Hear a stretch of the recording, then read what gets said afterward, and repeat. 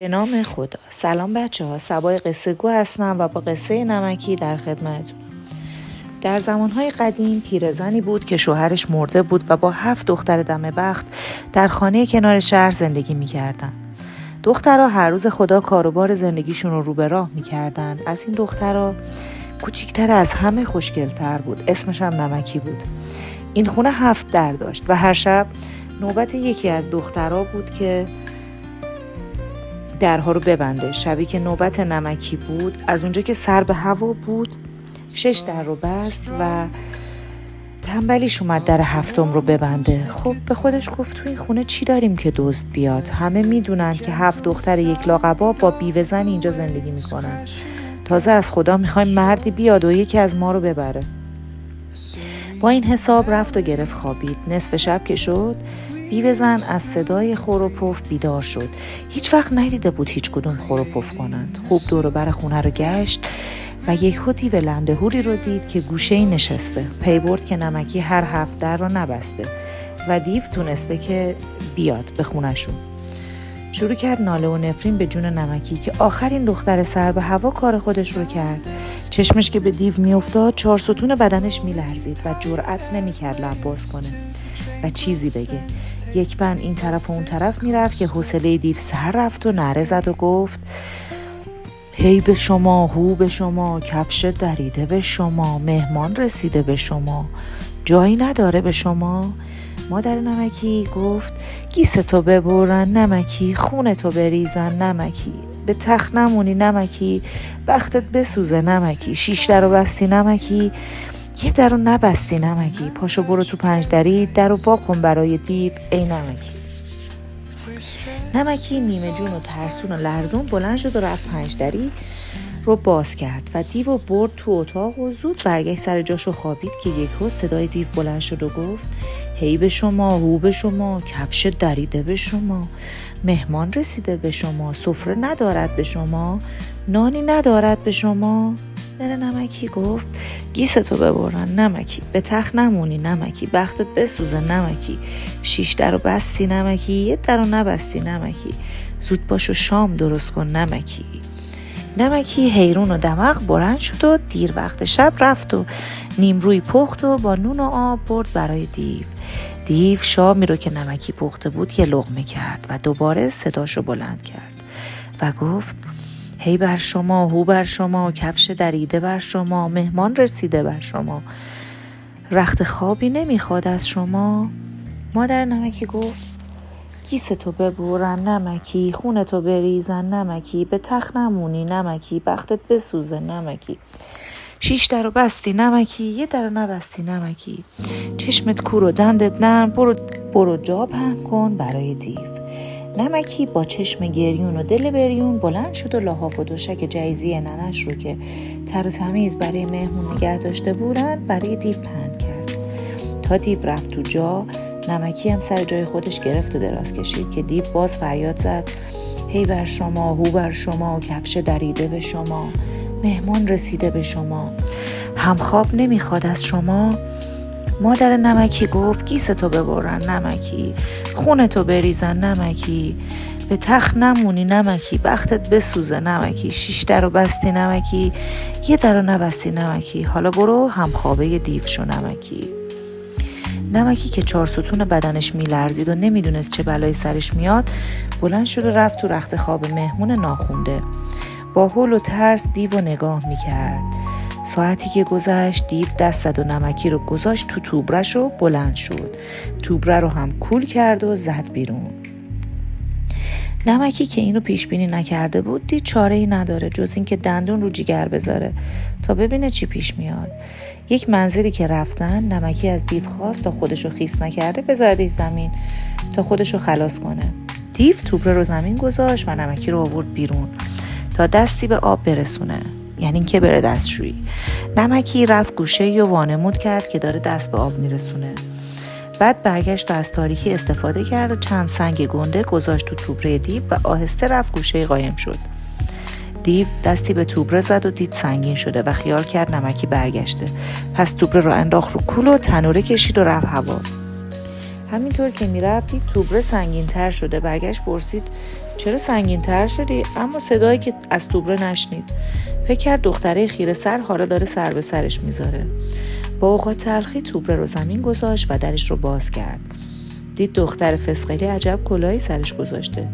زود سر و ته کرد و اومد جایی که توبره رو زمین گذاشته بود. دور و برش رو نگاه کرد و دختره رو ندید. خوب همه جا رو بو کشید و نمکی رو بالای درختی پیدا کرد و پس گردنش رو گرفت و انداخت تو توبره و درش رو قرص و محکم بست و تنوره کشید و رفت هوا. هنوز نمکی به خودش نیامده بود که دیو پایین اومد و در توبره رو باز کرد و دختره رو بیرون آورد. نمکی دید بالای کوهی رسیده و قصری جلوی چشمش دید که هیچ آدمی زادی به خوابش هم نمیدید. حیرون و مات قصر رو نگاه میکرد که دیو گفت که بره تا قصر رو خوب بهش نشون بده. دیو این رو گفت و از شاخ پیچ در پیچش دست کلیدی بیرون آورد و نمکی رو برد و اتاقها رو یکی یکی بهش نشون داد. هوش از سر نمکی پریده بود چون چیزهایی رو میدید که هر دختری آرزوشو در دل داشت. هی جواهر و لباسهای آنچنانی و النگ دلنگای زنونه و خورد و خوراک. همه اتاقا رو نشون داد جز 2 اتاق. هرچی نمکی پا به زمین کوبید و اصرار و التماس کرد هیچ به خورد دیو نرفت. آخر سرم به گوش دختره گفت که اگه باهاش بسازه و زن خوبی باشه هرچی دیده مال اونه، اگه هم سرتقی کنه خونش به گردن خودشه. نمکی که حسابی ترسیده بود کلش رو به کار انداخت و گفت مگه عقل از سرش پریده که لگد به بخت خودش بزنه؟ زنش میشه و به خیر و خوشی باهاش زندگی میکنه. دیو خوشحال شد. نمکی هم سر خودش رو گرم کرد ولی از فکر اون 2 اتاق بیرون نمیرفت و به فکر چاره‌ای بود تا خودش رو از دست این دیو خلاص کنه. همون روز دیو رو کرد به نمکی و گفت دیوها 7 روز یک بند میخورند رو 7 روز بعدش رو میخوابن. حالا او باید سرش رو بذاره زمین و بخوابه. نمکی رو نشوند و سرش رو گذاشت رو زانوش رو گرفت خوابید. قروپوف دیو که بلند شد نمکی کلش رو به کار انداخت که تو این 7 روز که دیو خوابیده میتونه خیلی کارا بکنه که خودش رو از این دردسر نجات بده که اگه دیو سر برداره روزگارش سیاه میشه. یواشکی سر دیو و زمین گذاشت و دست کلید رو از شاخش بیرون آورد و بلند شد. رفت سراغ اتاقا. به خودش النگ و دلنگ آویزون میکرد و جلو آینه میایستاد و خودش رو شاهزاده‌ای تصور میکرد که تو قصر گردش میکنه. به اتاق دیگری میرفت و سکه‌های طلا رو به هوا میریخت یا پفشون میکرد. یکو یاد اتاقای افتاد که دیو نشونش نداده بود. زود راه افتاد و رفت و کلیدها رو یکی که تو قفل انداخت و در اتاق اولی رو باز کرد. پا گذاشت تو، هوش از سرش پرید. دخترهایی میدید که تو خوشگلی لنگه نداشتن و دیو زنجیر به گردن و پا و دستشون انداخته بود و همه رو زندانی کرده بود. فهمید که چه بلایی هم قراره سر خودش بیاد. اما دخترها تا نمکی رو دیدن شروع کردن به گریه و زاری و پرسیدن چطور اومده به این قصر. نمکی هم تمام سرگذشتش رو برای دخترها تعریف کرد. دخترها گفتن بی کس و کار نیستن و پدرشون تو شهر پادشاه و وزیر و وکیله و این دیو عاشقشون شده و چون تن ندادن که زنش بشن اونا رو با این قل و زنجیر به این اتاق انداخته. نمکی که دلش به حال دخترها سوخته بود قل و زنجیرشون رو باز کرد و گفت دیو 1 هفته خوابیده و اونا 7 روز و 7 شب وقت دادن که خودشون رو به جای امنی برسونن.